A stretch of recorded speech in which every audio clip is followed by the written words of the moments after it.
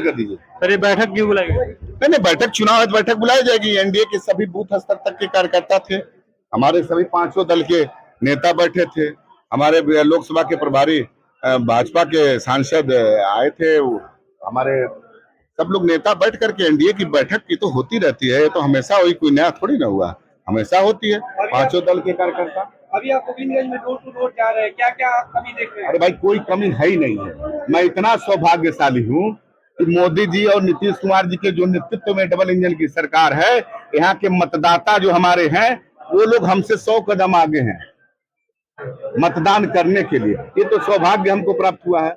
निश्चित रूप से इसका देन है तो मोदी जी है और नीतीश कुमार जी हैं। बढ़िया सा इम्पोर्टेंट काम जो आप गोविंदगंज के लिए करना चाहेंगे भविष्य में? देखिए, काम हमेशा हुआ है डबल इंजन की सरकार में, बहुत सारा है।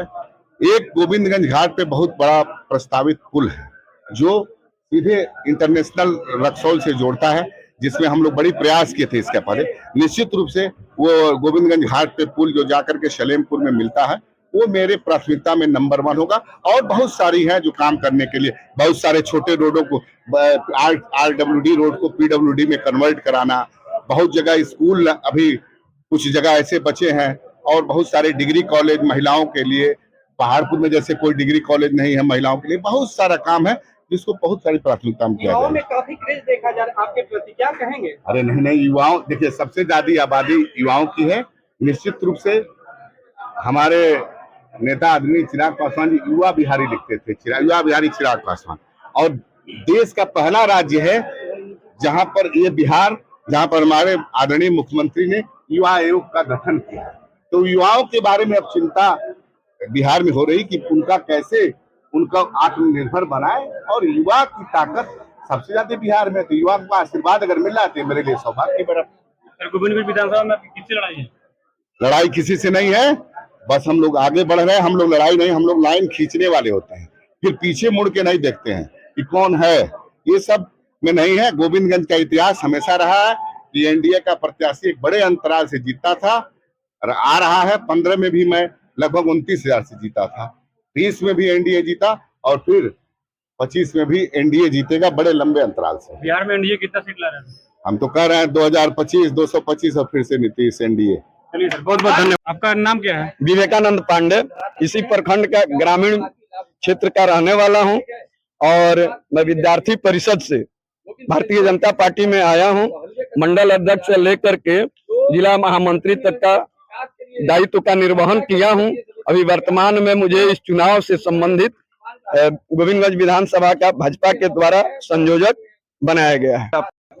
पूरे बिहार में गठबंधन है, राष्ट्रीय जनतांत्रिक गठबंधन का, और एक घटक दल लोजपा है। लोजपा के प्रदेश के अध्यक्ष हैं और गोविंदगंज से एनडीए के प्रत्याशी हैं, और सारे कार्यकर्ता एनडीए के जीत के लिए यहाँ बैठक हुआ था कि सभी लोग एक साथ लग करके और उम्मीदवार को जिताने का काम करें। आगामी फिर नीतीश जी को मुख्यमंत्री बनाना है, एनडीए की सरकार बनानी है, ताकि गोविंदगंज से सहित समूचे बिहार का समुचित विकास हो। इसके लिए सभी कार्यकर्ता आज के बैठक में उपस्थित थे।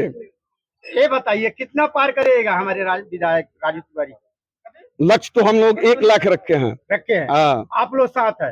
साथ हूँ। साथ है। तो ये बताइए, कुछ लोग कह रहे हैं कि हमारे जो वोट चोर चाहे कोई भी जो लगा रहा है नारा, उस पे आप क्या कहना चाहते हैं? देखिए, SIR से स्पष्ट हो गया है कि कहीं वोट की चोरी नहीं हुआ है। कांग्रेस का एक प्रोपगंडा था, और एक नहीं, हर बार हर साल वो प्रोपगंडा निकालते हैं। जो विकास हो रहा है गरीब गुरबा को इसका समुचित लाभ मिल रहा है।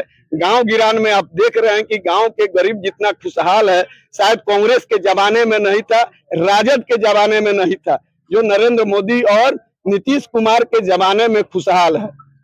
गांव की खुशहाली देखिए। तो आज नौजुवक जो लड़के लोग हैं सभी एक ही नारा लगा रहे हैं, राजू तिवारी राजू तिवारी। इसके लिए क्या मनोबलों को क्या दिए हैं हमारे राजू तिवारी? देखिए, राजू तिवारी जब जीतेंगे तो सरकार का, नीतीश जी का हाथ मजबूत करेंगे, और नीतीश जी रोजगार और नौकरी दोनों दे रहे हैं, इसलिए नौजवान गोविंदगंज का उत्साहित है।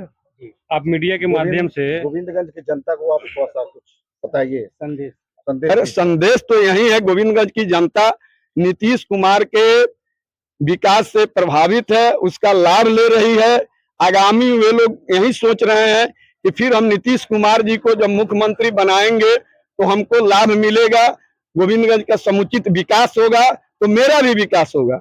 ये जनता का सोच मीडिया है। के माध्यम से जी। आप एनडीए कार्यकर्ता को क्या संदेश देना चाहेंगे? एनडीए कार्यकर्ता एकजुट हो और सभी लोग जो सरकार की उपलब्धि है जन जन तक प्रत्येक घरों में संपर्क करके उनको बताएं। चलिए, बहुत बहुत धन्यवाद।